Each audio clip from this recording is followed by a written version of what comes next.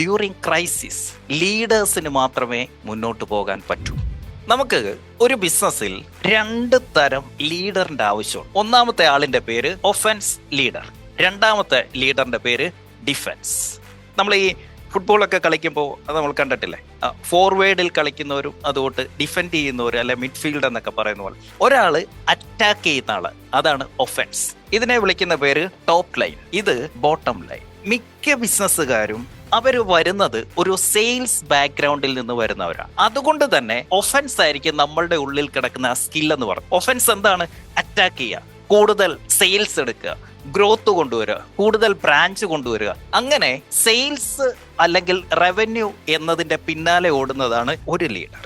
രണ്ടാമത്തെ ഒരു ലീഡർ ഉണ്ട്, അതാണ് ഡിഫൻസ്. ഇപ്പൊ നമ്മളൊരു ഫുട്ബോൾ മാച്ച് കളിക്കുകയാണ്. ആ മാച്ചിന്റെ അകത്ത് ഹാഫ് ടൈം ആയപ്പോൾ നമ്മുടെ ടീം 3-0 മുന്നിൽ നിൽക്കുകയാണ്. സെക്കൻഡ് ഹാഫിൽ നമ്മൾ ശ്രദ്ധിക്കേണ്ടത് എന്താണ്? ഗോൾ അടിക്കുന്നതിനേക്കാൾ ഇമ്പോർട്ടൻറ്റ് ഇനി ഇവിടെ വന്നാലും ഗോൾ അടിക്കാതെ നോക്കുക എന്നുള്ളതാണ്. ബിസിനസ്സിൽ ഒരു സൈഡിൽ കൂടി സെയിൽസ് ഒക്കെ വന്ന് കാശ് വരുന്നുണ്ട് എങ്കിൽ അവിടെ രണ്ടാമത്തെ ഒരു ജോലി നമ്മൾക്ക് കിടപ്പുണ്ട്, അതാണ് പ്രൊട്ടക്റ്റ്.